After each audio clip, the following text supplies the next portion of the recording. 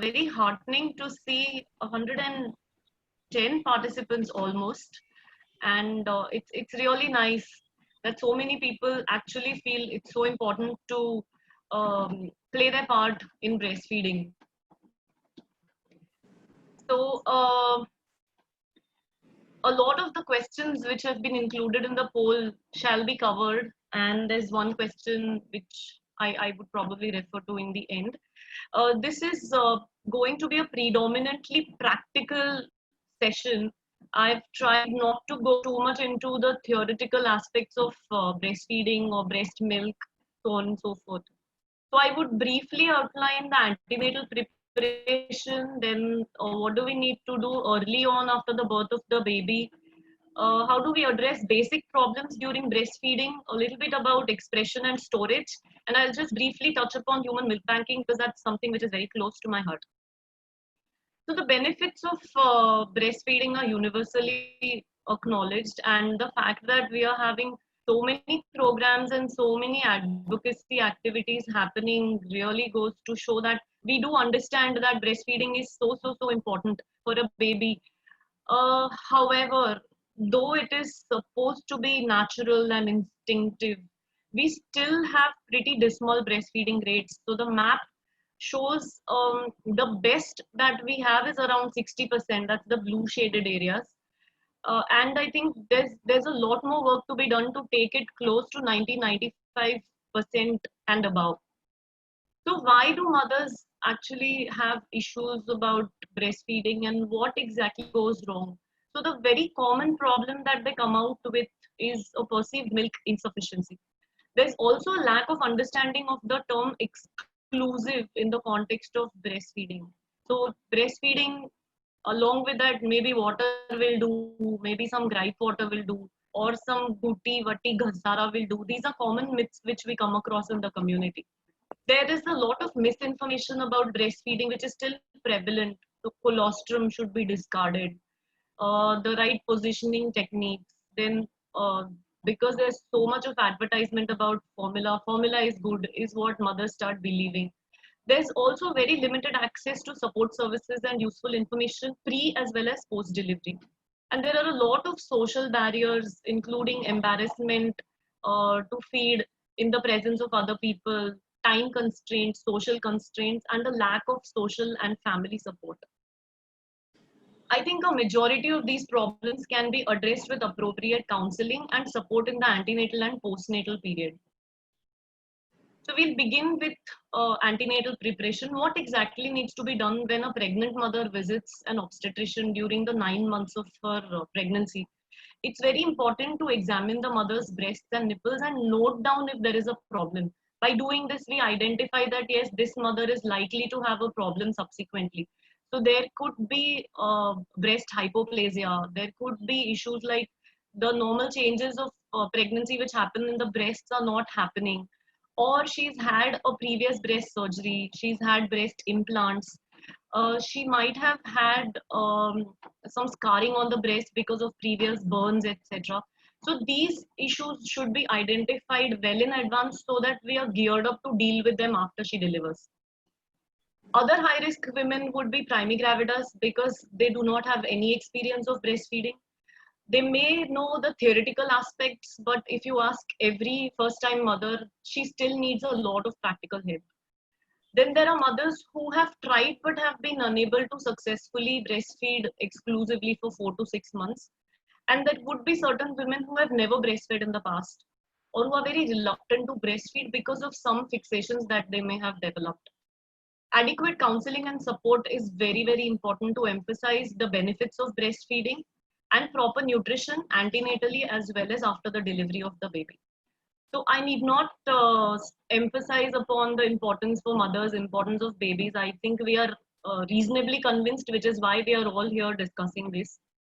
Dietary advice is very important, and I think the next session would cover a lot about dietary advice during pregnancy as well as in lactation. We are a very food centric community, so this is one of the commonest questions which mothers ask कि खाने में क्या देना चाहिए जिससे दूध बढ़ेगा. So fenugreek, spinach, nuts, sweet potatoes, flax seeds. These are certain foods which increase milk production, and we could advise the mother to increase consumption of these products in her diet. The government of India has launched the MA program, Mother's Absolute Affection program, for improving awareness, counseling, and support to mothers after delivery of their babies so that they breastfeed better. This was launched in August 2016, and a lot of work has started happening even at grassroots levels under this program. So the first thing after the delivery of the baby would be providing skin to skin contact, where there is enough evidence to support this practice, that after the delivery of the baby needs to be put on the mother's abdomen and skin to skin contact be provided. There is it improves the longevity of breastfeeding that the mother has. It decreases the rates of infections. It has better breastfeeding outcomes irrespective of the mode of delivery, and it also provides greater cardiopulmonary stability to the baby. Early initiation of breastfeeding within the first hour can decrease up to 25 to 30% of neonatal deaths. But it's easier said than done, because a lot of support is required in this immediate postpartum period by the mother to enable her to breastfeed on the labor table. There could be lack of essential care and support for exclusive breastfeeding at the time of delivery, especially in busy public hospitals where there are many women delivering and inadequate staff, which is why a birth companion is also recommended to be allowed in the labor room. Routine introduction of breast milk substitutes is a very common occurrence in maternity homes and in centers where enough lactation support is not available. This needs to be curtailed. Also, the myths about discarding colostrum, calling it witch's milk, or not even understanding the importance of feeding the baby colostrum hinders with early initiation. And of course, feeding prelacteal feeds like honey or sometimes even water to the baby could interfere with establishment of breastfeeding early on. This is a very important aspect, providing skin to skin contact and early initiation by doing what is called as a breast crawl.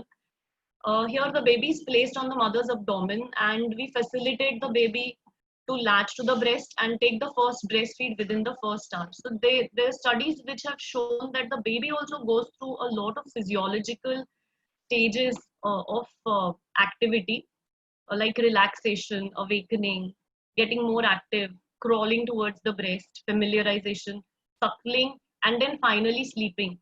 After the first hour, it sometimes so happens that the baby starts sleeping for prolonged periods, and that sometimes raises concerns about the sugar control of the baby, and it might lead to problems eventually. So the first feed is colostrum. It's the nutrient-rich milk produced in the first few days. It's a storehouse of immune factors, growth factors, tissue repair factors. It is so crucial in development of immunity of the newborn that it's the first passive vaccine for the baby. It, however, is produced in very small volumes, and the volume gradually increases as the mother moves into established lactation. What are the advantages of early initiation? The rooting and sucking reflexes are strongest in the baby, so we need to make most of these reflexes immediately after birth. Plus, there is release of oxytocin, which is very helpful to the mother. The baby receives colostrum, which is rich in vitamin A antibodies, and it decreases the chances of postpartum hemorrhage in addition to creating a close bond. So is feeding only colostrum enough? Because it's produced in such small volumes that should we supplement the baby with a little bit of top milk or a little bit of formula? Well, it would be very nice for us to understand that the size of the baby's stomach is so tiny that the amount of colostrum produced by the mom is just enough to fill the tummy and for the baby to get whatever nutrition is required in the first few days of life. So it starts with the size of a cherry and increases to the size of an apricot by the end of the first week. So by then the mom is surely producing around 2 ounces of milk at every feed. And subsequently towards the end of the month, it reaches a capacity of 80 to 150 ml.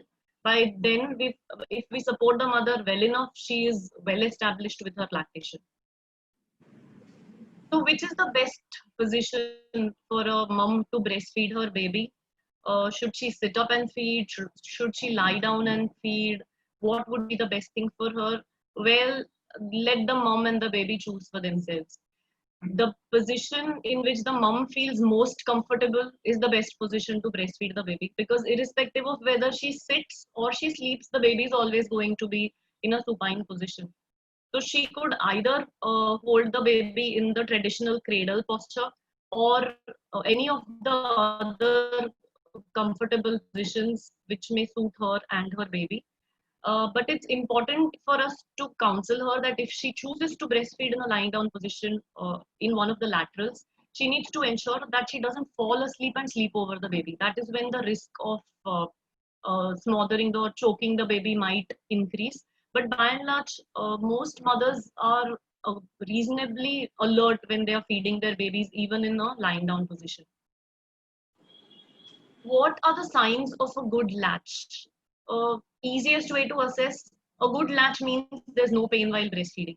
So the baby's mouth is wide open, the baby's lips are curled outwards, the baby has taken a good chunk of the nipple areola complex into his mouth and is not just feeding at the nipple, and more of the areola is visible above the baby's mouth than below. These are the signs of a good latch. And how does a mother get the baby to latch well? Because despite knowing the theory, very often mothers struggle to get the baby to latch well. And then the baby gets fussy, the mother gets stressed, and the whole cycle keeps disturbing the entire process of breastfeeding. So the easiest way to do it is, first, do not wait for the baby to get super hungry, or else he'll be cranky and it will be more difficult to get the baby to latch onto the breast.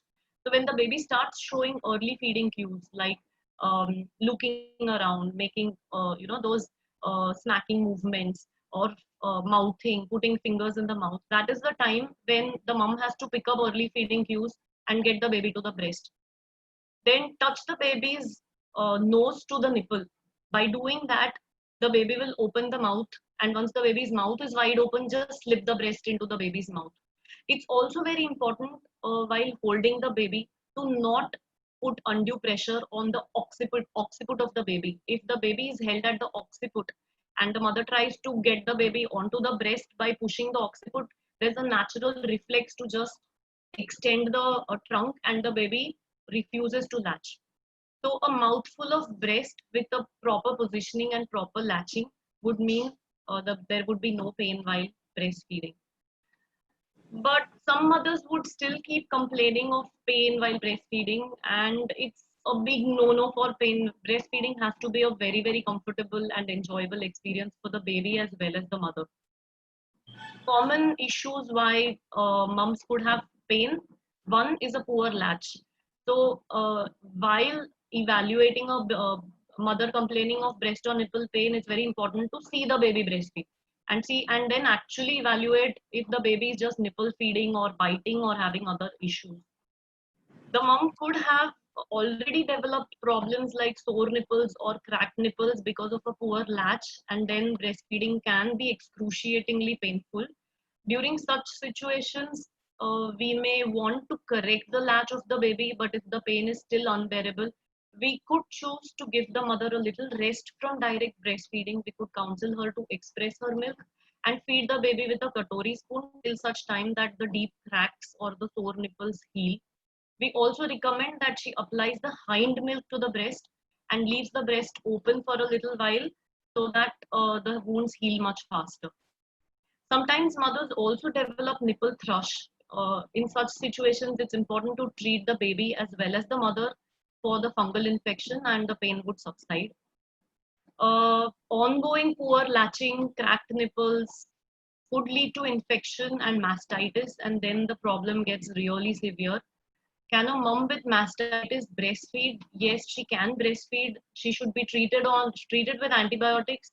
Even if she has a breast abscess which is drained, we do recommend breastfeeding the baby, unless the baby refuses to accept the milk, because sometimes the salt content of milk increases during an infection. But if the baby is willing to breastfeed from the infected breast, there's no harm in feeding the baby from the affected side.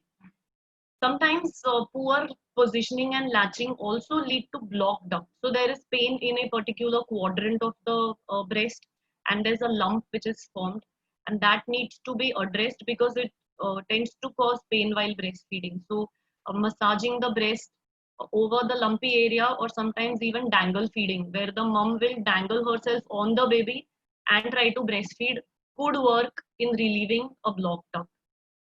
Another very important issue is identification of a tongue tie, because nothing seemingly is wrong with the baby or with the mother, but the breastfeeding problem continues. But babies with a tongue tie do need to be addressed and managed, sometimes even with a surgical release of the tongue tie, because with a tongue tie, it is impossible for the baby to create a good latch and breastfeed well.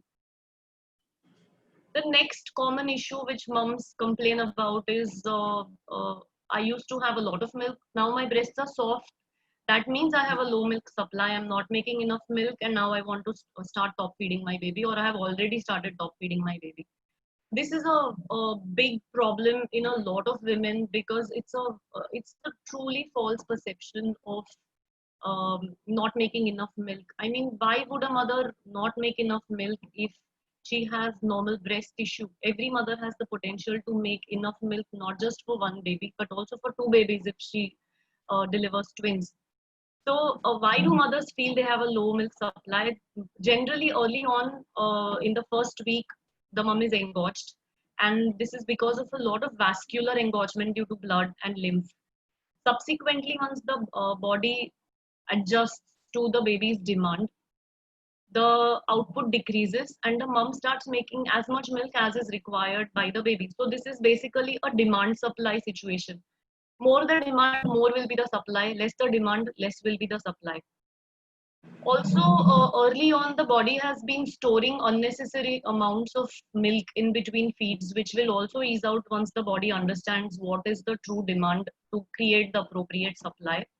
And that is why we always encourage breastfeeding on demand, because depending on how much the baby requires, the mom is totally capable of producing that much milk. So how do we counsel the mom that she's making enough milk? Though she feels it's soft breast, she's not making enough milk, baby is cranky. Well, we need to understand that a baby who's passing urine 6 to 8 times in a day, gaining about half a kilo or more weight per month, passing stools once a day on an average, sleeping peacefully in between meals, is a satisfied baby. He's not hungry, and the mom is making enough milk, irrespective of what other ideas she may have or her family and other friends might have. It's important that the mom understands that she's making enough milk and is confident that her milk is enough for her baby. So the basic things which are required by a mother to make enough milk is sufficient glandular tissue with intact nerve pathways and ducts. So we would assess her in the antenatal and immediate postnatal periods for this. She has the hormones and the hormone receptors for the same, and she is receiving enough stimulation by suckling the baby at the breast, or if the baby is not in a position to suckle at the breast, at least she is expressing or pumping her milk and producing enough stimulation so that her body makes a good volume of milk. That's all that she needs to do to make enough milk. She also needs to have a good let down reflex. So just making milk is not sufficient. She needs to also let it down to her baby. So the oxytocin is a very important and crucial hormone at this point of time. So what increases oxytocin? A breast massage, a warm bath, nipple stimulation, sight of the baby, sound of the baby, smelling or touching the baby, positive emotions, loving idea, loving thoughts about the baby. All of these will increase her oxytocin and she'll have a good let down. However, negative emotions, fear, worry, sadness, pain, anxiety, cold, alcohol, all of these could dampen the oxytocin response, and she may not be able to get a good letdown for her baby. So why do mothers complain of low milk output? One was the soft breast that we thought of, or that I spoke of. The second common reason is a fussy crying baby. But babies don't essentially cry only because they're hungry. They cry for several other reasons. A baby may cry because he's past urine, he has a wet nappy, he's past stools. Baby may cry because he's uncomfortable in the clothes he's wearing, and the baby may cry simply because he wants to draw the mother's attention and wants the mother to pick him up and cuddle him up. Engorgement subsequently followed by soft breast, like I discussed, is a common reason why moms think they have a low milk output. A baby who is constantly mouthing probably makes mums feel that, okay, he's hungry all the time. But it's a phase of growing up, it's a phase of development where they will develop mouthing, and it has got nothing to do with a hungry baby who doesn't get enough milk. Also, another thing is, once the mother moves into established lactation, the dripping of milk from the opposite breast stops. And this could also make her feel that she's not making enough milk because now she's not dripping milk from the other side. One more issue is babies can sometimes have growth spurts. So, for the first 2 weeks, the baby was feeding fine, and in the third week, the baby suddenly wanted milk all the time. He's probably getting a growth spurt, because of which there is an increased demand. And if the mom can latch him that often, she will start making more milk and provide the appropriate supply for her baby. So these are common problems which need to be assessed before we actually land up in a situation where the mom has true low milk supply. So this could be because mom has been ignoring her health. She's having too much caffeine. She's smoking. She's taking certain medications. There's too much stress, anxiety. There isn't enough support for her. She's not eating the right things. So this situation should be assessed if most of the other situations have been ruled out. We now come to expression of milk, and I think every single mother needs to learn the skill of expressing her milk for her baby in a situation where she needs to move out for a little while and the baby is hungry and needs to be fed breast milk, or also in situations where you have a sick baby or the baby and mother need to be separated, but we need to continue giving the baby mother's own milk. So mothers could probably want to express for their own baby as fresh mother's own milk when the baby is in the NICU and sick, or she needs to go out for a short while and come back. And during that time, if the baby needs a feed, she can provide her own milk. The very small babies, she definitely needs to learn how to express her milk and send it to the NICU. Can also express milk and store it for future use for various reasons. Like ultimately, once the baby is well, right now the baby is not in a position to feed, so the doctors have made him nil oral, but eventually he would be fed. Or she wants to go back to work and she wants to create a stash before she goes back to work, so that when she's away, the baby still gets her milk, and she does not need to have to use formula. So home-based collections can be done either by hand expression, or they can also be done using pumps. So clean hands, clean breasts, clean equipment, clean storage containers. Clean, by clean I don't mean sterile. Clean would be just washed in hot soapy water and dried, washed in a dishwasher, clean and dried, or even boiled. So the mom needs to massage her breast and learn the technique of how to express and store milk. Informal milk sharing is not recommended under any circumstances. It's illegal and it's not safe. These days, with more and more moms becoming aware about the benefits of breastfeeding, more and more moms moving out of the house for work, expression with the use of pumps has become a very common affair. So mother can express using a manual pump or electric pumps. Double pumping electric pumps are the best that she can use because they give a higher milk production in lesser time. But one needs to be very careful with all the disposable cleanable parts, the safety valves, because these are the parts where organisms can lodge and they can infect the milk. So in these sort of pump expressions, we recommend at least steam sterilization of the equipment which the mom may be using. But hand expression or pump expression, both are equally good. Most mothers feel hand expression is more comfortable, though it is a little cumbersome. And hand expression also has a few advantages of decreased risk of contamination, increased calories in the milk because the last bit of milk can be squeezed out of the breast. And of course, it's totally cost free, no expenditure because mom can do it anytime, anywhere. She just needs a container to hold the milk and store it. What would we recommend for collection and storage at home? So, Pyrex, polypropylene, or even steel containers which are inert, which do not react with the milk, can be used. Borosilicate glass also can be used, but the problem with glass containers is the cells in the milk tend to stick to the glass surfaces. So, uh, it's an individual choice because there would be reduction in certain nutritional components when milk is stored or processed in any form. Also, breast pump companies sell disposable bags. These can also be used for long-term storage if the mom plans to freeze her milk for later use.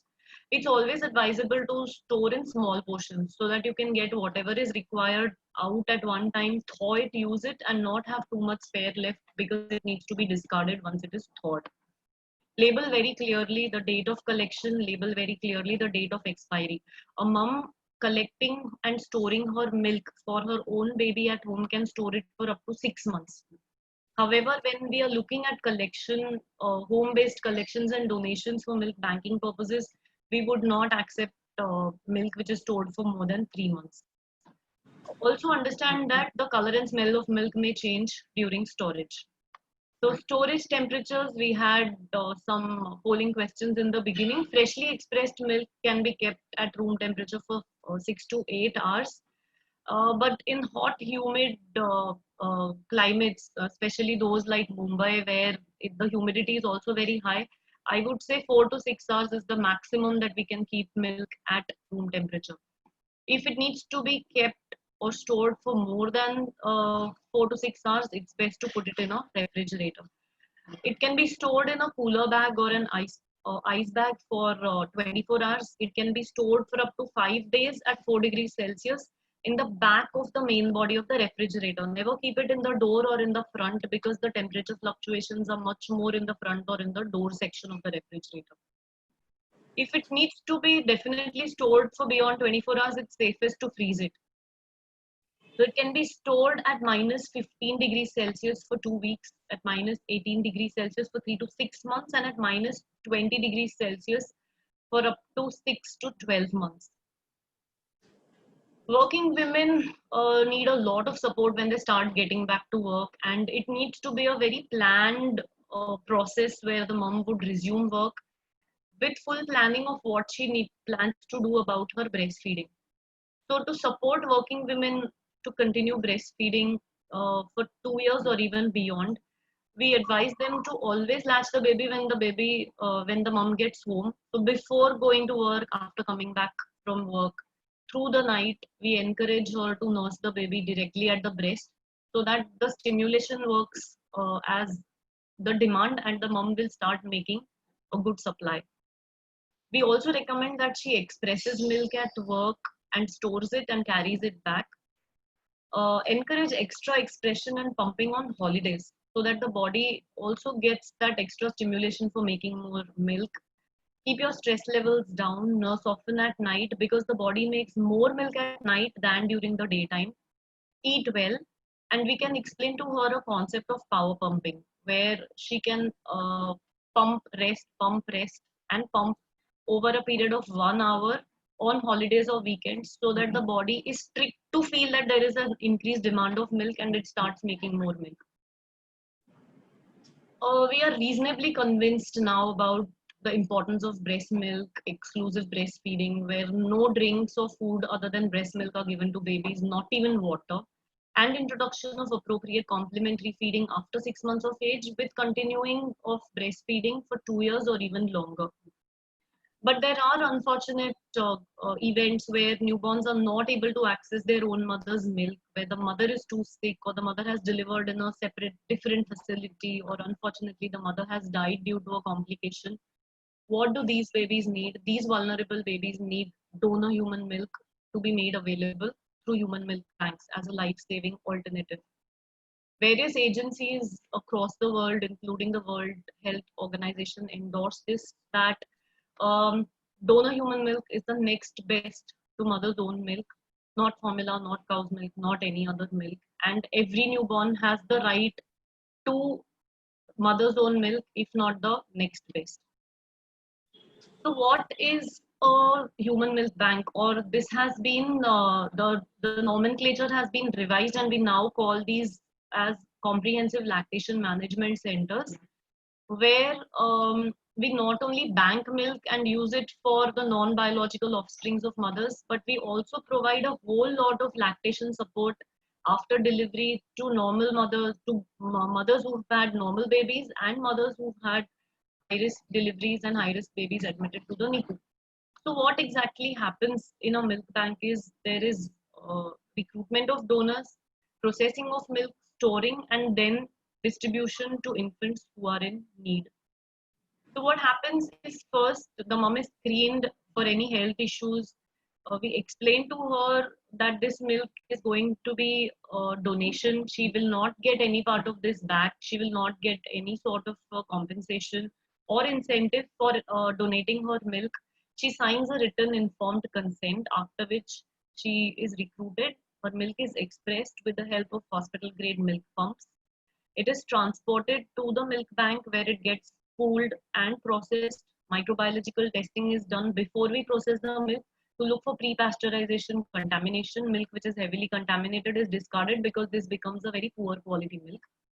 The process of pasteurization is done in either automated pasteurizers in most milk banks now, or even a shaker water bath, where milk is held at a temperature of 62.5 degrees Celsius for 30 minutes, followed by a rapid cooling to 25 degrees. This gives a heat shock to most organisms. So whatever organisms remain after the 30 minutes of older pasteurization would also get destroyed.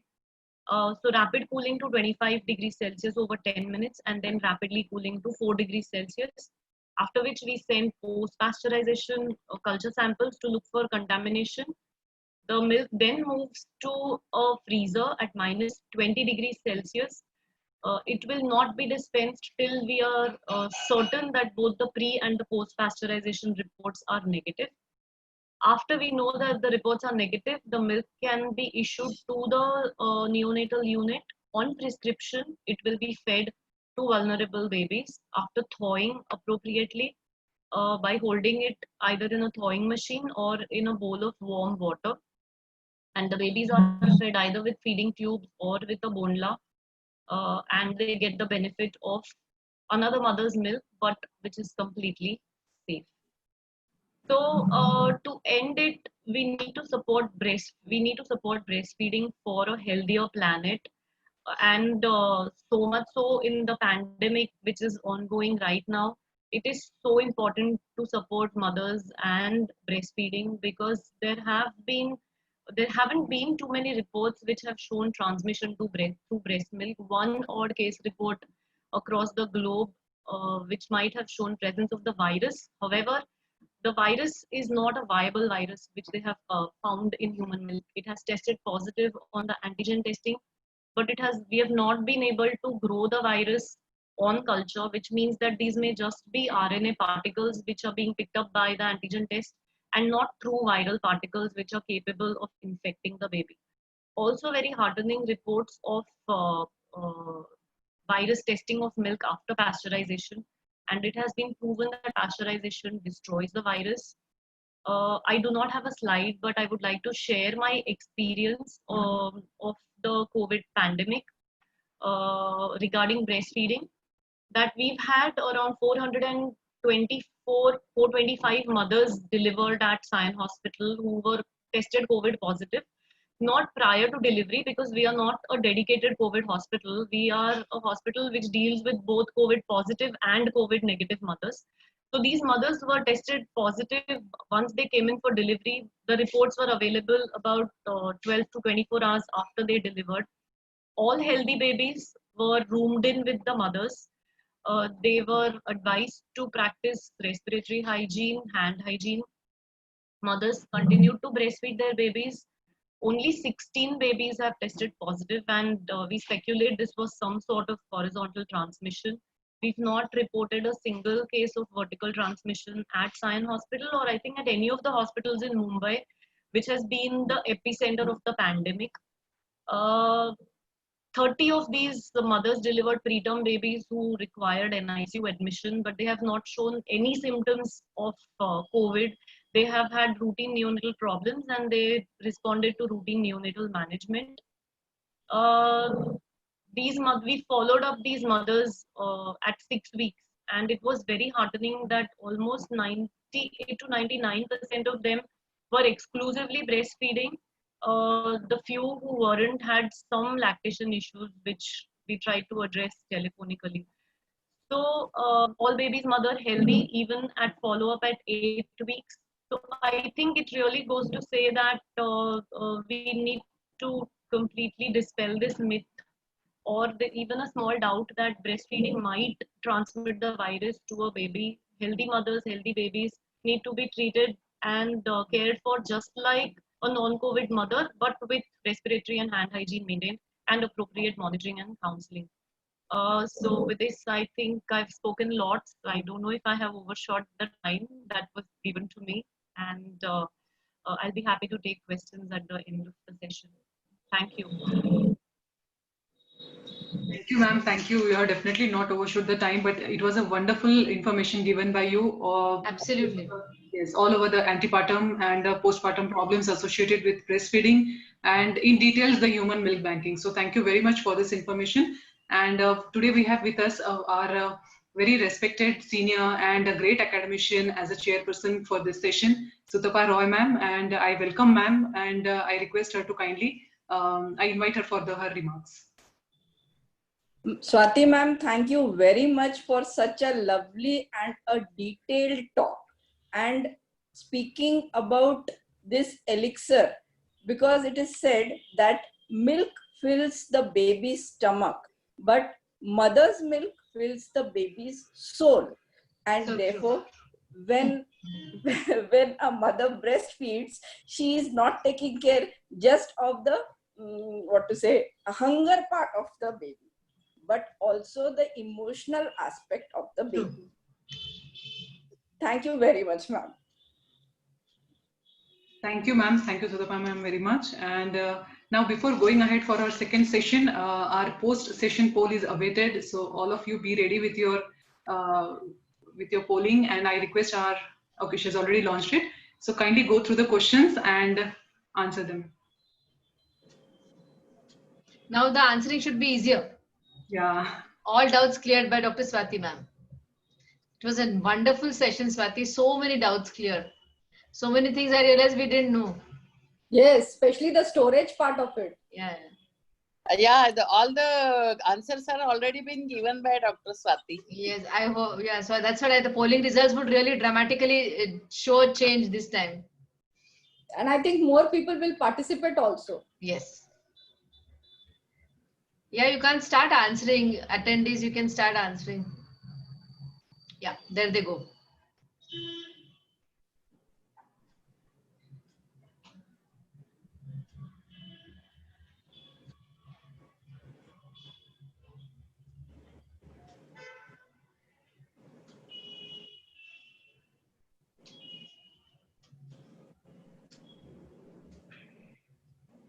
So the results pre and post will show after Sneha ma'am's talk.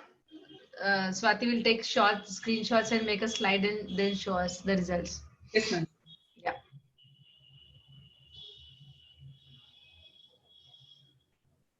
So Swati, I would like to tell you that NRGS along with Rotary, we are in process of starting a human milk bank at Government Medical College, Nagpur.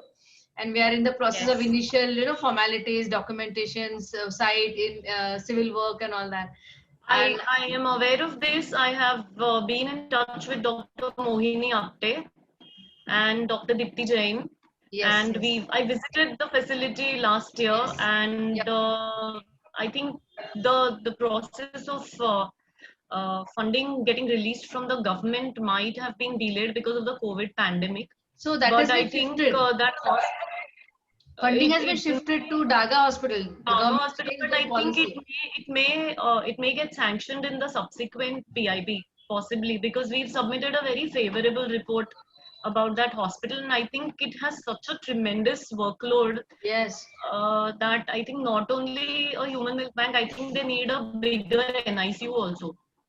Yes. So if somebody's funding that, it will be nice for the newborns, because I think it drains a lot of smaller hospitals in the vicinity, and being such a huge institute, it needs a much better, with I think how many, 8 obstetric wards or 10 is it? They have some 8 or think 10, 10, but I'm not too 10 sure. postnatal wards and thousands of deliveries. I think they Thousands. need, Yes, yes. they need a 100-bedded NICU.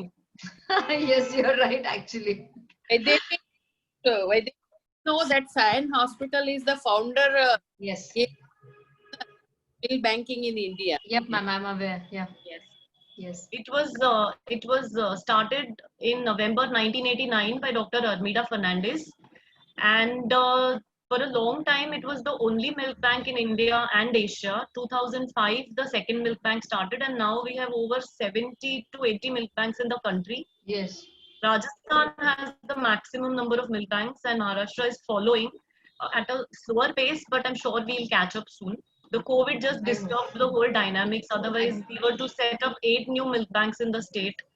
But I think all of that is on hold because of budgetary reasons and logistics. True. So So we next few months will be bothering you. Sorry? Next few months will be bothering you a lot. I'm supposed to be bothered. That's my job. Yeah. That's sweet. That's a See, Obstetric and Gynec Society under the able guidance of she is planning, and now she should be successful with the help of you, Swati. I want your support for her. Absolutely. Absolutely. All there. All there. Yep. So I think, should I end the poll? Is 4 minutes? We had allowed 4 minutes for the initial pre-talk poll. Just 10 seconds more, ma'am. 4:30. Okay, I'll wait. Yeah. Come on, friends, quickly give your poll. We need all your answers.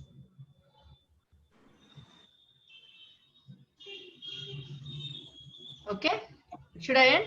Yes, ma'am. Got the results? I got the results. Yeah. So just Sneha ma'am will just take 1 minute more till she takes the pictures of this so that we can flash at the end of your talk. Sneha ma'am has had a very, very busy week. She's been, I mean, yesterday she had 5 talks, I believe, back to back. And this is amazing. I thought she will say no for today, but she was all ready and all enthusiastic to talk today as well. So that's amazing, Sneha ma'am. That's really amazing. Yeah, maybe this is the third program for today. Today also? Great. So breastfeeding promotion week has been the, I think, most rocking week of Foxy activities till now. We have had so many activities since March. That is the need of the hour, basically. Yes. Yes. And being a chairperson, you have to be here and there, no? Moving from here and there, no? It has become very easy for me because of these virtual meets nowadays. Yeah. So you can sit there and talk to all of us, no? Yes. They were too big. Otherwise also you all the time you are ready to come over at any place. Since last 3 to 5 years, yes, I have been doing that. All the questions are there, Dr. Zakira. You just need to scroll down. All 7 questions are flashed. People have answered those questions. But now we have stopped it, ma'am. Yeah. So I just saw the I told him this. the chat box. Yeah. And I'm done with this. Are you done? Yeah, ma'am. So we'll go ahead, and we have another prolific speaker waiting for another talk on myths and facts about the breastfeeding. And I would like to invite Dr. Manisha Rathi ma'am for her introduction of Dr. Sneha Bhuyar. Over to you, Manisha ma'am. Thank you, Team NOGS, for giving me this opportunity. I feel privileged to introduce my own teacher, Dr. Sneha Bhuyar. With 23 years of practicing experience, she is the director of Sukhakarta Hospital at Yavatmal. She bagged the Dr. Anandibai Joshi Award in 2005, and she became the president of Yavatmal OBGYN Society in 2007. And the same year, she received the Unsung Hero National Award of Foxy for her outstanding work in rural obstetrics. She was the coordinator of Foxy's Cancer Cervix project, 2010 and the Ankur Project 2014. She received the Appreciation Award of Public Awareness Committee in 2018 and went on to be the founder president of ISOPARD Vidarbha chapter 2018-2019. With so many talks, researches, publications to her credit, the National Adolescent Trainer of FOXY proudly went ahead to rightly received in fact, the Champion of FOXY Award in the year 2019.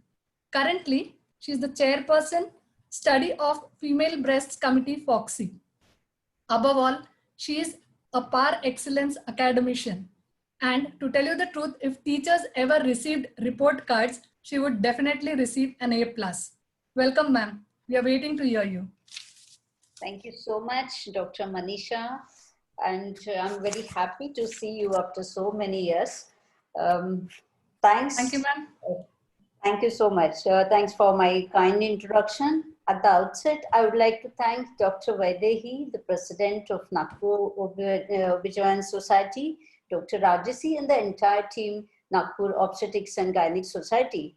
In fact, Nagpur is very close to my heart because it's like my Karma Bhumi. I have been arranging and hosting many conferences and CMEs even at Nagpur with Nagpur Society, and I'm thankful to all of them for this.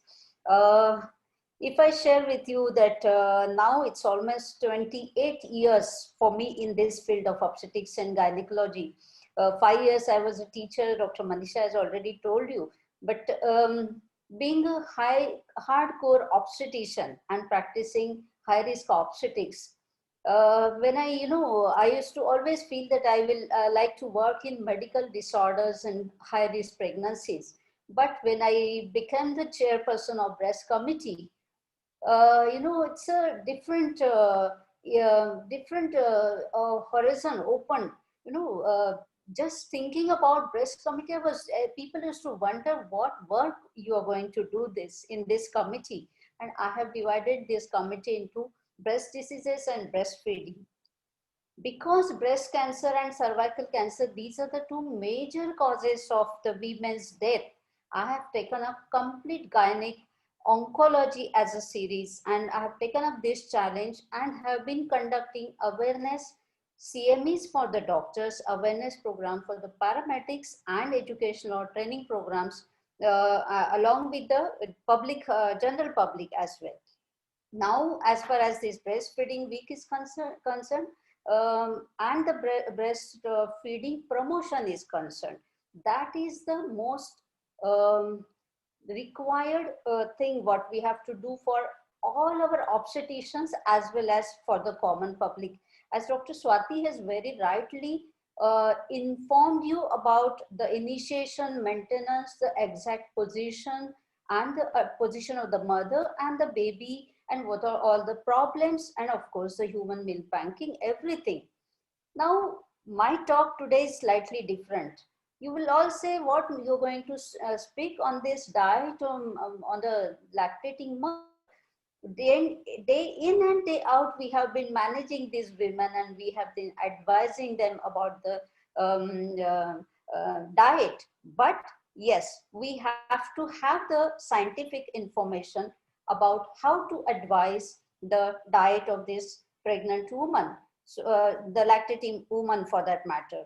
Now, as you all know, the baby is fed exclusively on breast for the first 6 months. And it's the WHO, FOXY, and all the organizations, they are recommending this. Baby grows very rapidly, doubles its weight during first 6 months of life and triples its weight during first year of life. Such a rapidly growing baby, if she has to nurture on her milk alone, then naturally her diet has to be rich in all the ingredients necessary for her baby as well. And that's the reason mother needs extra calories, extra proteins, vitamins, minerals, omega-3 fatty acids, water, and so many other things. Now, any inadequacy in this component will be reflected in the quantity as well as quality of her milk.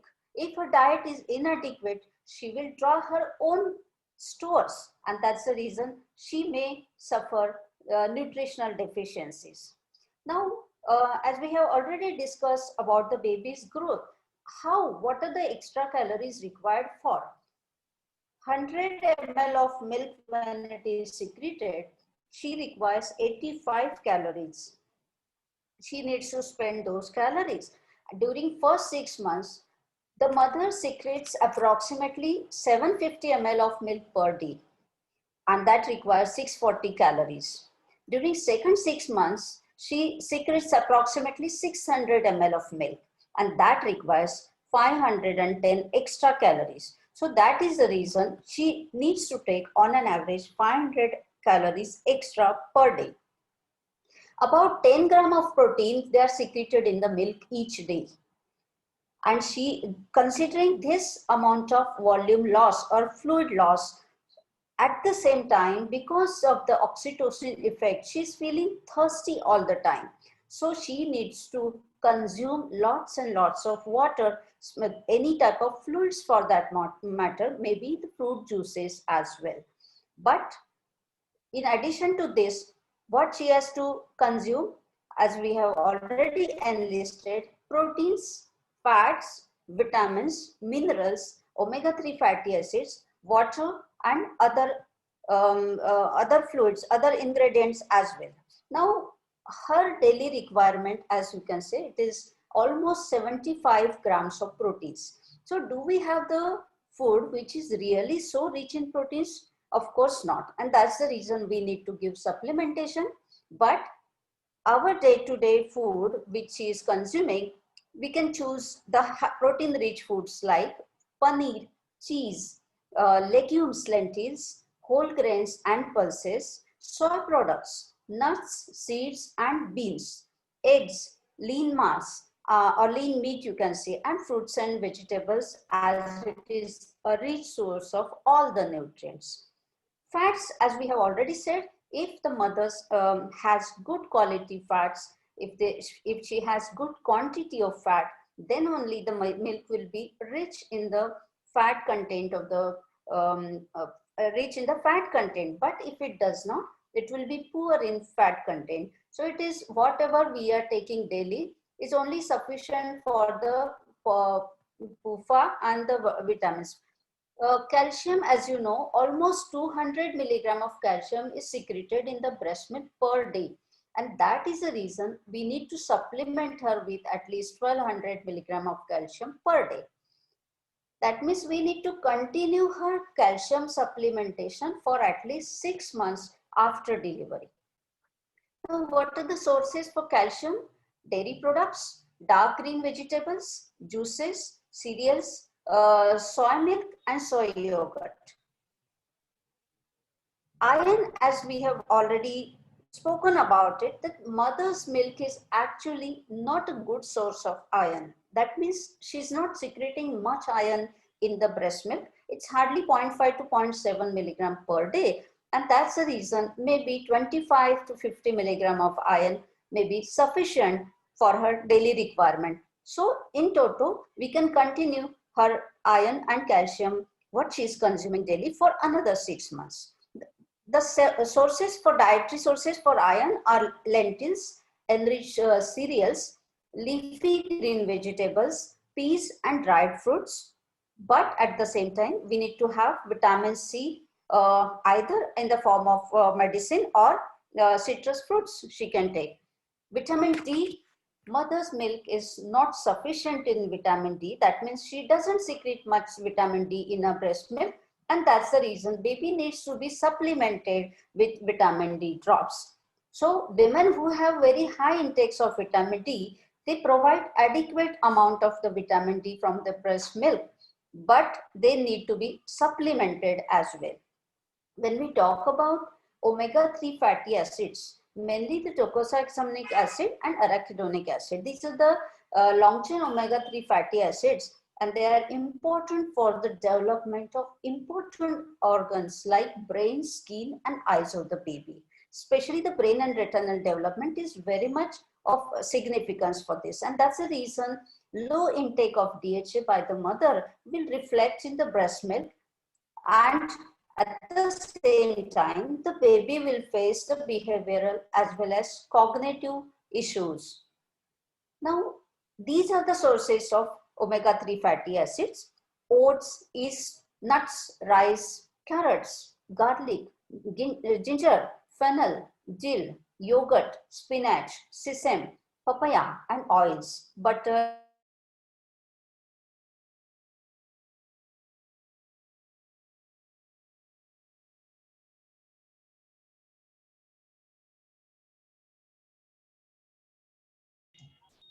I think there is some issue with the network.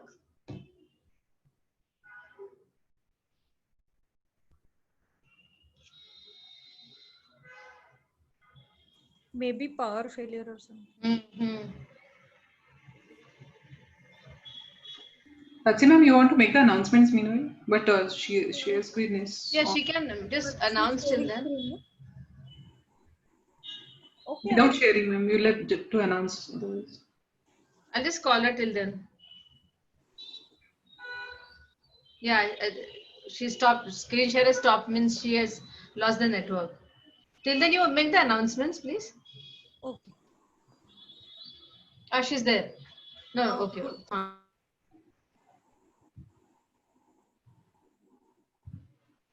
Should I wait or should I go ahead? Swati? Go ahead, go ahead. That was Swati sharing the screen. I just thought Dr. Sneha is sharing. Oh, Okay. Okay, friends, one quick announcement I have to make. ICOG has been kind enough to grant one ICOG credit point to our online CME today. So those of you who wish to seek this credit point are requested to please send us your details, that is your name, your registration number, your email address, and your mobile number to any one of these two numbers that is flashed on your screen right now. Please send your details to any one of them, and we will process it for further to get you your ICOG certificates. And if you wish to be notified of our future CMEs of DGO Gyan, you need to send us your name and mobile number on the. So I just continue with this, that you need not know all the details about these minute requirements, but you have to know that vitamin A, vitamin B6, vitamin B12, folic acid, vitamin C, thiamine, and niacin. These are the vitamins which you need to consume daily on a regular basis to be secreted into the milk, because if the vitamin intake of the mother is good, it is secreted in good quantity in the breast milk. That means it is dependent on the dietary intake. Whereas the minerals, as we have said, even if the mother has good intake of iron and calcium, it is not dependent on that. Even if she doesn't have good iron intake, the iron and calcium, they are secreted into the milk. In fact, she may be depleted of her stores and she may become deficient. That's the reason she has to consume it regularly. Now, vitamin B1, the source, fish, pork, seeds, nuts, and bread. Vitamin B12, B2, that is riboflavin, cheese, almonds, nuts, red meat, oily fish, and eggs. Vitamin B6, seeds, nuts, fish poultry, pork, bananas, and dried fruit. Vitamin B12, shellfish, liver and oily fish, crab, etc. Choline, eggs, beef liver, chicken liver, fish, and peanuts. All these, so you can make out from this, if the diet is pure vegetarian, it will be deficient in certain ingredients. Vitamin A is present in sweet potatoes, carrot, dark leafy vegetables, organ meats, and eggs. Vitamin D, as you all know, cod liver oil, oily fish, and of course, fortified foods. Selenium is present in Brazil nuts, seafood, fish, and whole wheat and seeds. Iodine, nowadays the best source is iodized salt, but it is present in dried seaweed. Minerals which matter to the mother, that also you have to know, because though we are taking it as medicine, we have to know what is the natural source of these ingredients. So beans, lentils, leafy green vegetables, asparagus and avocados, these are the rich sources of folate, whereas milk, yogurt, cheese, green leafy vegetables and legumes, these are the rich sources of calcium. Red meat, pork, poultry, seafood, beans, green leafy vegetables, these are the rich sources of iron. And shellfish, whole grains, nuts, beans, organ meats and potatoes, these are the rich sources of copper. Zinc, of course, is present in oysters, red meat, poultry, beans and nuts. So we come to proper planning of the diet. Now we know all the sources of the nutrition, from where and how much to provide to the mother. Now we come to the various groups. These are the food groups. We have 10 food groups. I will talk about, I will just show you how the groups are divided. But daily we are supposed to take at least 5 of these food groups. So you have group 1, which is, this is a complicated slide, you need not know. Only group 1 is grains, white roots and tubers. Group 2 is pulses, that is beans and lentils. Group 3 is nuts and seeds. Group 4 is dairy products. Group 5 is meat, poultry and fish. Group 6 is eggs. Group 7 is dark green leafy vegetables. Group 8 is other vitamin A rich fruits and veggies. Group 9 is other vegetables and group 10 is other fruits. So this this group 10 includes other fruits, most of the fruits excluding vitamin A rich fruits. So the recommended daily intake of at least 5 of these groups should be there in your daily daily diet of the lactating mother. The breastfeeding mother should have at least 5 groups, but preferably 7 food groups from these categories. Okay, so these are actually the diet chart how you should give, so all of you are doing this. As I can say even today that Maharashtrian food, what we are giving, roti, sabji, dal, chawal, fruits and koshimber, salads, all this is the best balanced diet. But how much calories, that you have to calculate and provide it to the mother. So this is just to show picture as a picture that what her diet should include the pulses and other grains for the proteins, that is kidney beans, chickpeas, red lentils, split chicken, chickpeas, green leafy vegetables and leaves, yellow, orange, pulpy fruits and vegetables, egg meat for proteins, milk and milk product for calcium and other vitamins.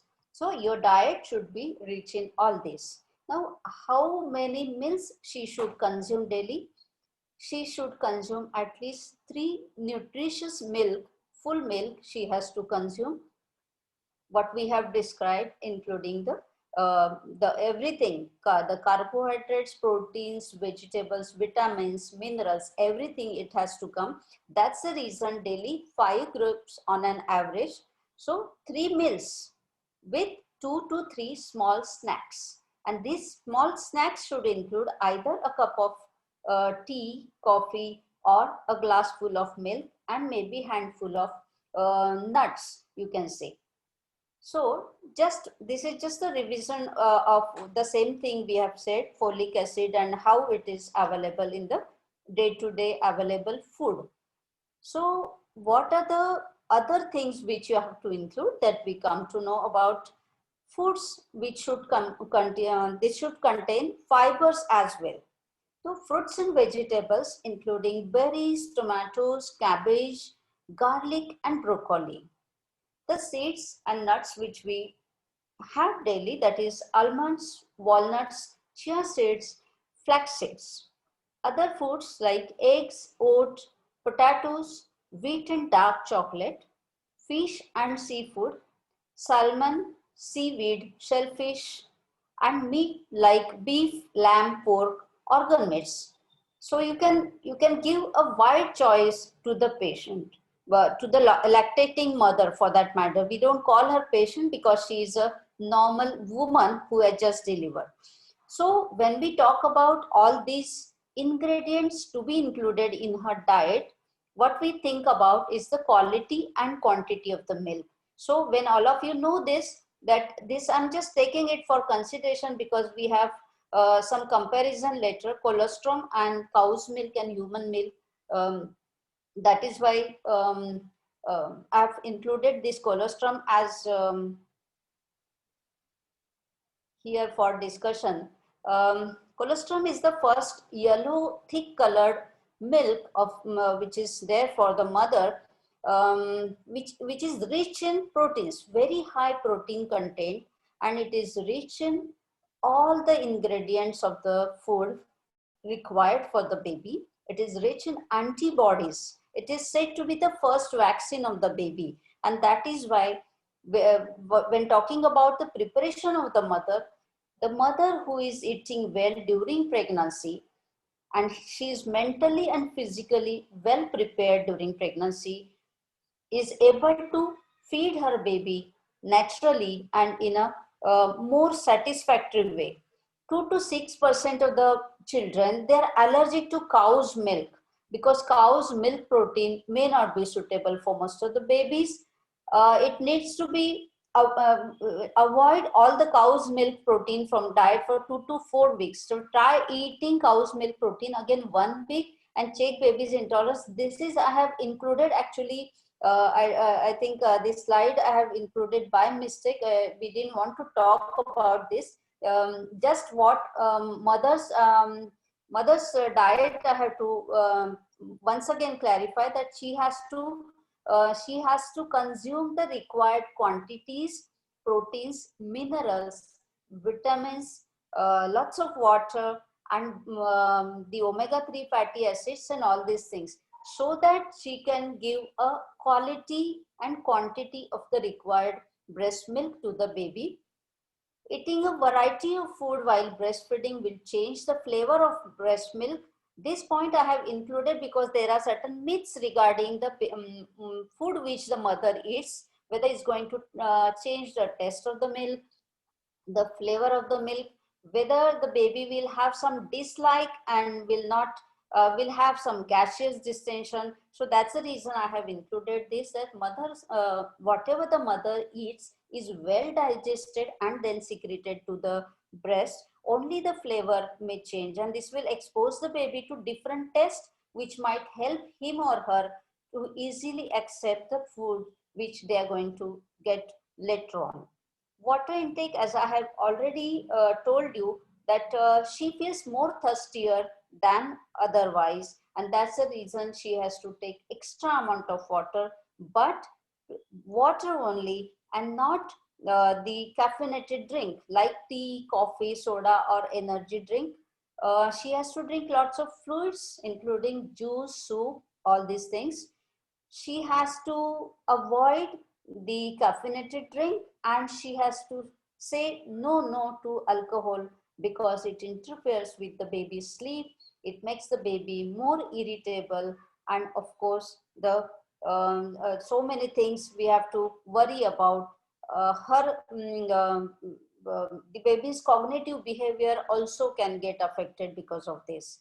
Now, all of you agree to me that whatever excess weight gain she has, it has happened during pregnancy, she wants to lose it, but she wants to lose it faster, and that is not the way to do so. She has to keep patience. Whatever she tries to restrict from her diet, it's going to reflect directly to her baby's growth and development, and that's the reason she cannot skip any meal for that matter. She cannot go ahead with diet restrictions as well. What she has to do is only to restrict the fat and the sugar from her diet. Dr. Sneha, can I interrupt? Your video is off. We can't see you. Oh, then how? Video is off. We can see your slides, but can't see you. Yeah, there you are.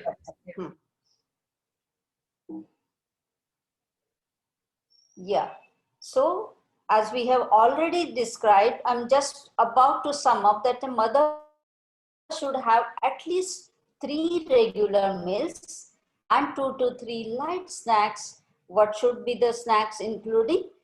Should be a cup of tea, or maybe just a glass of milk, or handful of nuts and salads or so. But she's not supposed to miss any meal, especially breakfast. She cannot skip. She has to continue with her regular dietary intake. The necessary calories she has to consume. That's it. Only thing, she has to restrict the fat, and I don't know what's interfering. She has to restrict to the energy, extra energy calories, that is sugar and fat. She can go ahead with various galactagogues which are there available as home remedies, like methi seeds, jeera, dil, special preparations such as gond laddu, methi laddu, almond halwa. All these things are allowed. They provided sugar and ghee, what is used in these preparations, are limited. So these are in addition nutritious, as well as they will help it as galactagogue.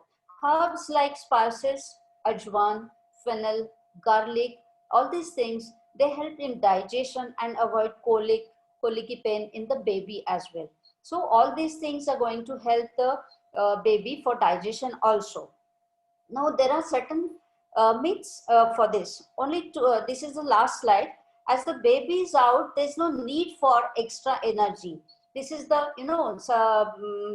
people say that yes, she has baby inside, so she needs to eat for 2. And once the baby is out, suddenly they say now it's not necessary for her to consume extra calories. So it is not so. We have discussed that she needs to consume at least 500 calories extra, 70 grams of proteins, vitamins, minerals like iron and calcium, omega-3 fatty acids, and plenty of fluids. The second myth is she needs to consume for 2, as I have already said, because the baby is totally dependent on her. So that is also not true, because for both the myths the answer is the same, that she has to consume only 500 calories extra. Certain foods consumed by the mother are not digested by the baby, or not liked by the baby, or they may make the baby suffer gaseous problems. So this is not true, as I have already clarified, that whatever she eats is digested and then secreted to milk, and only it can add flavors to the milk. So in fact it is helpful, but it doesn't cause any problem for the baby.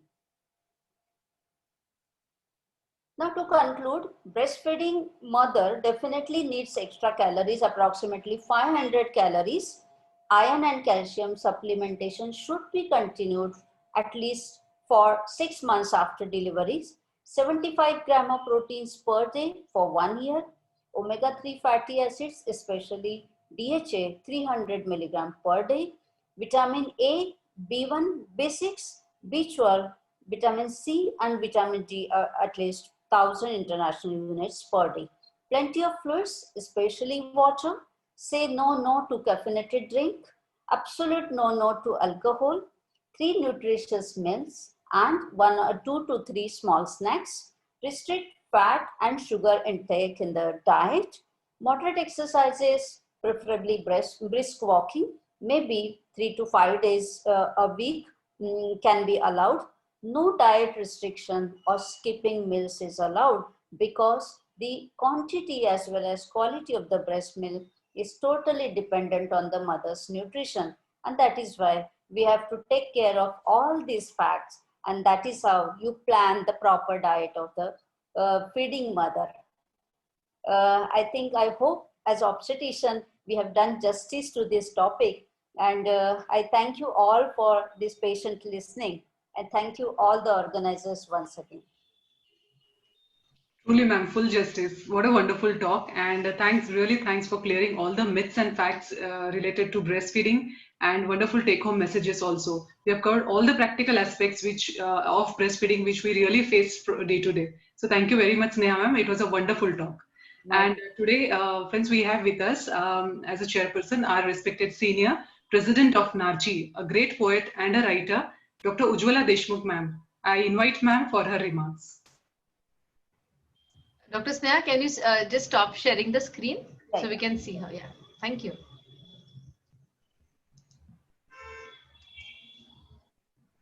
Ma'am, unmute kara. Is she not able to unmute?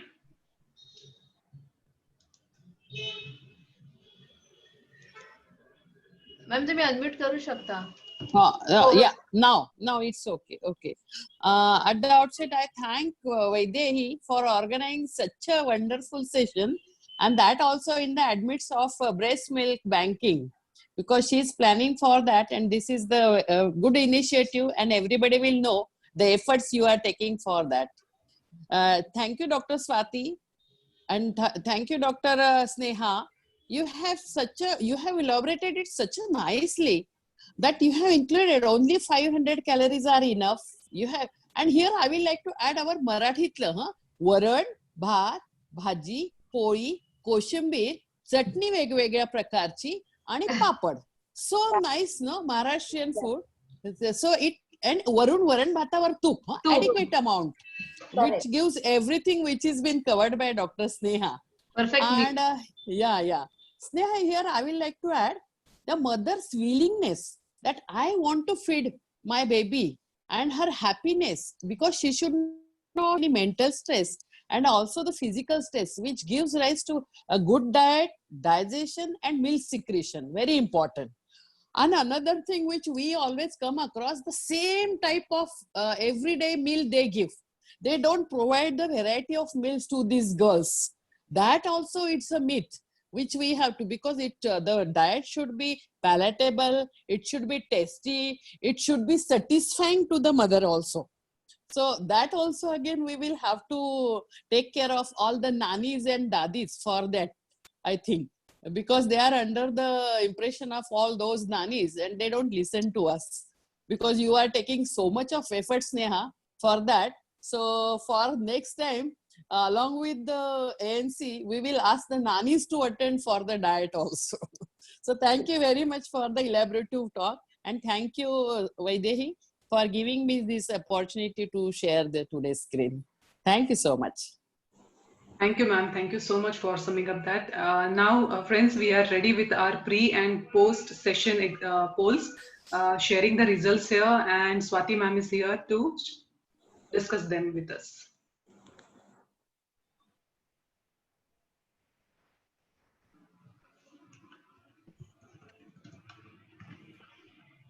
Yes, ma'am. Swati ma'am, over to you. Yes, so expressed milk can be stored at room temperature for 4 hours on a hot, humid day. That's what maximum people have answered. But in a cold environment, 6 to 8 hours would also be fine. But the safest bet would be not over 4 to 6 hours.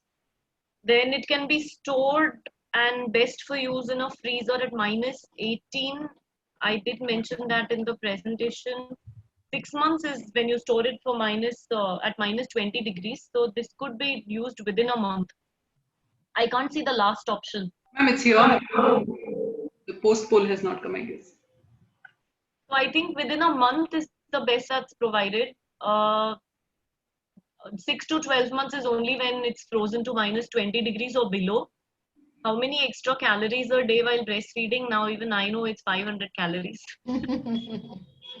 But definitely all the questions are showing significant change in the post talks poll. Yes. This one I couldn't take the free. Question 4. Question 4 is the best choice. If mother's own milk is not available, it's definitely donor human milk, pasteurized donor human milk. No wet nursing, no informal milk sharing under any circumstances. Then this only question, I couldn't take the pre one, ma'am. I think most of them have answered. Yeah.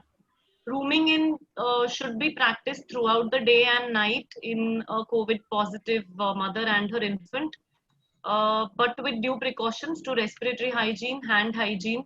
If possible, they may be kept 2 meters away from each other. But if that is not possible, then just a mask worn by the mother is good enough. Where are we? Then, This is the question. Breastfeeding is not recommended for mothers who have, and these are the options with us. well, I would not agree to any of these answers because I think there is no contraindication mentioned here. All mothers with all these conditions should be encouraged to breastfeed, including HIV. Now, Yes. with the triple drug antiretroviral therapy, the chance of transmission by breastfeeding is less than 0.5%, Exactly. and the risk of not breastfeeding is too high. So, I don't think we can vote for any of these options. Someone just typed in the chat what are the absolute contraindications to breastfeeding. So there are only 4 absolute contraindications to breastfeeding. We remember it with the acronym REAL. R is if the mother has received radioactive iodine.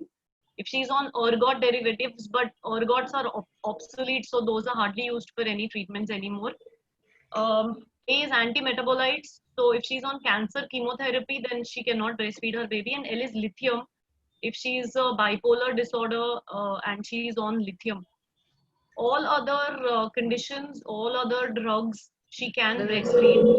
But if there are concerns about certain antipsychotics or some other drugs which are more lipid soluble and therefore they could pass on more into the breast milk, by and large, most drugs would not be passing into the breast milk for more than 5% of the maternal blood level. So it's reasonably safe. Wherever there are doubts, we could, on a case-to-case basis, consult a lactation expert to see about the safety of drugs during lactation. Which is the most important hormone your body uses to make breast milk? Yes, it's prolactin and oxytocin to secrete it. And is that it? That's the last Yeah, question. That was it. Yeah. That's it. Yeah. So we do have a few questions. First is for you only, Dr. Swati. What is the treatment for multiple duct ectasia with nipple discharge and pain? Okay, so I think I have elaborated about nipple pain. So in addition to the conditions which I spoke of, the commonest is a bad latch, poor latch, sore nipples, cracked nipples. Most of these get corrected by improving the latch. There are certain rare conditions where the mother can have a vasospasm of the nipple or very sensitive nipple. So those would need to be addressed separately. Sometimes the mother responds well to warm packs if she has nipple vasospasm. So warm packs and then she starts feeding the baby is a good thing to recommend to such mothers. But diagnosing nipple vasospasm is a very difficult decision. Ductectasia, most of them would have blood-stained milk, but it eventually resolves if you allow the mother to express and continue to breastfeed. So it should not really hamper with breastfeeding. I think, do I need to elaborate any more about the pain? Yeah. No, that was quite clear. Duration of breastfeeding in HIV positive mothers, duration. They continue exclusive breastfeeding and even subsequent. Beyond that, now with the triple drug ART, it's reasonably safe for the mother to continue given the risks and the benefits. If we were to weigh the too many risks of not breastfeeding. Right. And sometimes there is a blood tinge discharge with milk. How to manage that? It is called rusty pipe syndrome, where the mother has blood tinged milk. If it's very lightly blood stained, we could continue to breastfeed the baby. The degree of blood in the milk gradually goes down as the mom moves into advanced lactation. However, if the milk is heavily blood stained and the mother is a little anxious about feeding it to the baby, we could recommend that she expresses that milk and throws it off. Till then, the baby be given appropriate donor milk. And eventually, with repeated pumping and expression, the blood staining will disappear and she'll start making normal milk. Okay, and if you can comment on that, and maybe Dr. Sneha can also take this question, whether insufficient milk is a common problem with IVF delivered mothers. No. Yeah, Can I answer that? Yeah, sure, please.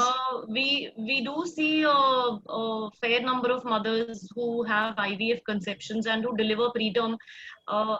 As a neonatologist, I have a feeling that it is not the IVF per se which causes insufficient milk output. there has to be an underlying condition why the mother had infertility and required an IVF conception. Most of these babies, correct me if I am wrong, since this is a group of obstetricians, do land up delivering preterm because very often they have multiple pregnancies.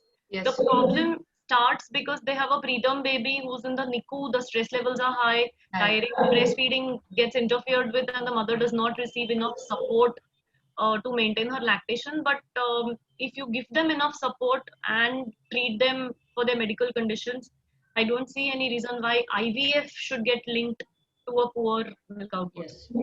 Just to add to this, it is nothing but the oxytocin reflex which initiates the breastfeeding. And because the worries, the anxiety, the doubts and the pain, whatever she is having, you know, all that hinders the oxytocin reflex, and that can add to this inadequacy of lactation. Yeah, right. And one more question for you, Dr. Swati. Role of metoclopramide to improve breast milk in addition to the foods which are stated by ma'am, Sneha ma'am. I am not an advocate of metoclopramide because it has medical side effects, including extrapyramidal reactions. I would rather stick to using Domstal, 10 milligrams 3 times in a day. Increase it in a staged manner up to 80 milligrams in a day. Okay. However, it has to be accompanied with adequate pumping of breast milk or even sufficient latching and suckling at the breast. Because whatever said and done, whatever you feed the mother, the baby is the best galactagogue. True. If the baby suckles, you don't give anything to the mother, she'll make good milk. True. So just to add to this, just the early initiation, appropriate latching, the continuous or regular breastfeeding, and the complete unrestricted feeding. All that is necessary for adequacy of this. So domperidone definitely is a drug of choice if Yes. at all needed. If at all, yeah. Right. And then what about the use of Shatavari and other galactagogues? Those could be used, but I mean, I'm really not very certain about how much improvement it causes because there are multiple factors which ultimately determine the mother's milk output. Stress and anxiety is one of the biggest things which we need to do away with. Yes. Frequent suckling at the breast, like Dr. Bhuyar has already said, it has to start right and then move on right. So there's enough research now to suggest that every mother has a potential to calibrate to a certain milk output, which happens by the end of 2 weeks. So if we put her on the right track from birth up to the first 2 weeks, then more or less she's set for the rest of her breastfeeding career. So all things need to be set right, including giving her the right oxytocin reflex every time she's with the baby. And reducing stress, anxiety, and other negative emotions and factors which start playing up. Yes, I think the appropriate nutrition, the physical and psychological status of the mother, the right stimulus for her oxytocin reflex, and of course the support by the family as well as by the health workers. That is most important for successful breastfeeding. Family support is very important. Yeah. Very. Well outlined, ma'am. There's one question by Dr. Riju. Cluster feeding, is it good or bad? How to avoid it? Is breastfeeding recommended? Is breastfeeding recommended during pregnancy? If that mother is already pregnant second time. I'm just sorry, I just missed. Is that question for me or for Dr. Bhuyar? For you. Yeah, both of you can pitch in, but maybe you can take it up first. Yeah, lactation consultant, the best person. Yes.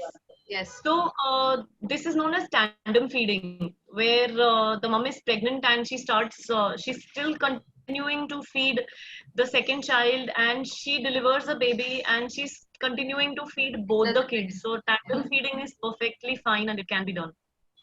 Oh, that's wonderful. I wasn't aware. We used to in fact say that, oh, now you're pregnant, so now you have to stop feeding your first child. So this is news now. It's Oh, perfectly wonderful. fine to feed. Yes, Neha ma'am. Yeah. Neha ma'am, you wanted to add something? No. I agree to this. In fact, we advise tandem feeding. Right. Ma'am, Dr. Swati, Dr. Anita wants you to please repeat the contraindication of breastfeeding once again. It's radioactive iodine, ergot derivatives, mother on any anti-metabolites or anti-cancer drugs, and mother on lithium as a treatment for bipolar illness. Yeah. Right. So actually, I can even change the settings. Anyone who just wants to pitch in and I'll just, yeah. So I've changed the settings. You all can unmute yourselves, and if at all you want to ask anything or comment, you can.